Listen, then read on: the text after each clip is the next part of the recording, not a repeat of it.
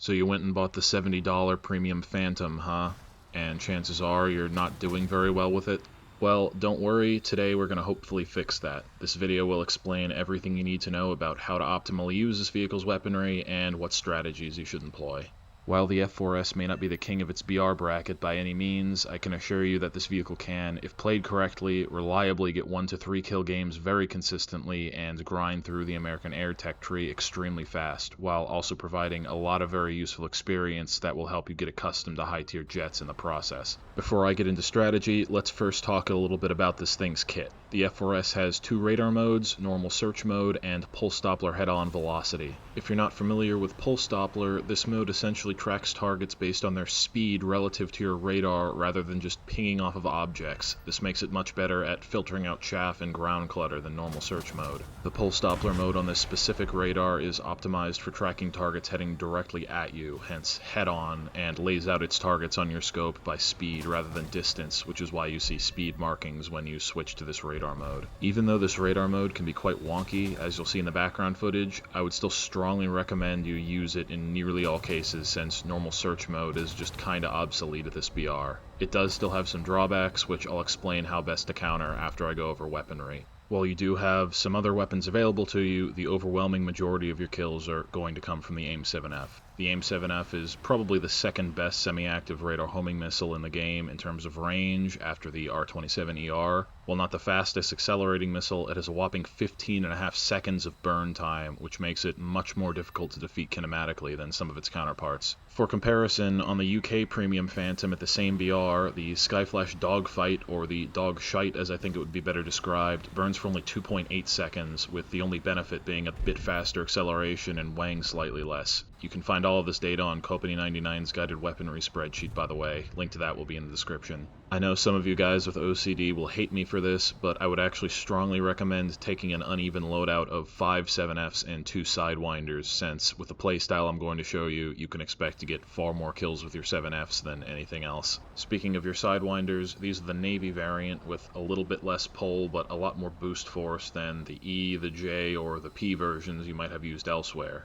These are definitely not dogfight missiles and are best employed against enemies who are simply not paying attention. They also have no IRCCM or anything, so they're very easy to flare. Rounding out your armament is the Mark 11 Mod 5 dual-barreled 20mm gun pod. To be clear, this is not a Vulcan and only has a burst mass of 7.33 kilograms per second, which is a bit on the weaker side of typical cannon armament at this BR. It is at least easy to aim though. Anyways, with that out of the way, let's go over how to use those 7Fs. The first trick is making sure to maintain speed and altitude. I know that may seem a bit counterintuitive since there are far more dangerous BVR missiles you can run into, especially in up tiers, which is most of the time. However, while I've harped on this in previous videos, I take no shame in reminding you again that staying fast and high not only gives you a large store of potential energy to help dodge incoming missiles, but also extends the speed and range of your own, thus directly increasing their lethality. Granted, you don't want to fly too high though. I would recommend staying between 2,000 and 5,000 meters depending on the map. The idea here is that you want to be high enough to effectively engage targets that are space climbing while being low enough that you don't leave a contrail, making you harder to spot. Also, in terms of positioning, you want to stay above and behind your team. This is because, unfortunately, US teams at this BR are extremely heavily saturated with premium noobs and you cannot rely on them to provide you cover. Basically, think of the enemy team as an angry bear, and the big blob of friendly players hugging the deck as your fat friend. If you're running away from an angry bear, you're going to want to keep some distance from your fat friend and use him as bait for you to try and shoot the bear. There are going to be 2 main types of targets that are going to be most optimal for you to engage with these 7Fs. Targets flying very high that don't see you, and targets flying very low that don't have the time or distance to escape an incoming missile. The long burn time on the AIM-7Fs makes them very well optimized for high altitude engagements as well as firing at targets above you, so by climbing conservatively and staying fast at the beginning of the match, there's a very high likelihood you'll be able to pick off a space climber or two. Unless both you and the target are moving very fast, I would generally recommend waiting until the target is within 20 kilometers to launch your 7Fs if they're at high altitude, since with your radar being pulse Doppler head-on, it's liable to lose lock very easily if they turn away, so you want to give them minimal time to react. The other situation where you should use your 7Fs is firing down on enemies that are engaged with or distracted by your team. For this, I would recommend making use of your helmet-mounted display and ACM mode to pick out targets individually, since I find the normal PD head-on display is not very good at picking out individual targets when you have a big low-altitude furball going on. Now, the 7F doesn't have especially good acceleration, so if you're firing on targets that are close to you, you'll want to try and point your nose directly at them so that the enemy basically flies straight into your missile. Doing it this way, you can still get kills from ranges as close as 2 kilometers or less, and as long as you aren't right on the deck, these missiles are basically impossible to dodge from this sort of range. I like to call this particular tactic barrel stuffing. If you yourself are still at altitude though, and you're firing down on enemies who are hugging the deck, I would recommend holding your fire until you've closed within 10 kilometers or less in order to ensure the highest probability of a kill. If an enemy does turn away from you though, and your radar breaks lock, that's going to be your chance to use these AIM-9Hs, which again are not very maneuverable, but have some very nice range to them, which is helpful against some of the supersonic jets you'll be facing. One very big caveat I want to add though is that you'll want to avoid the temptation to fire at targets with your 7Fs who will pass underneath you before your missile can reach them. Your radar will not be able to keep lock on these targets, since these targets will have an extremely low velocity relative to the position of your radar by the time they pass under you. Now let's talk about worst case scenario, what to do if you actually find yourself in a close range dogfight with enemy aircraft.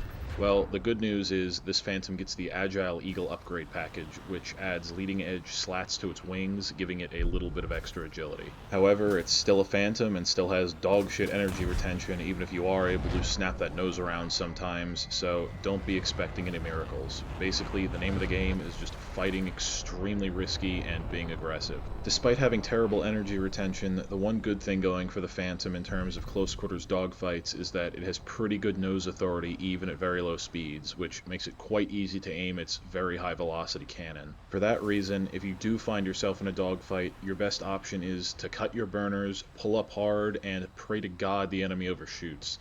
I would not recommend using your air brake in this vehicle though, since in this case the effect of the other measures I just mentioned will be more than enough to slow you down quite a bit. If they do overshoot and you're unable to gun them down, the helmet mounted display combined with the sidewinders may allow you to pull off an off-boresight missile shot as they try to escape. That covers most of my core strategy for this vehicle, but I'd like to give you just a few more pieces of miscellaneous advice before we wrap up. First off, there will be a lot of cases where you may have multiple enemies coming at you at the same time, with all of them making a tempting target for a 7F shot.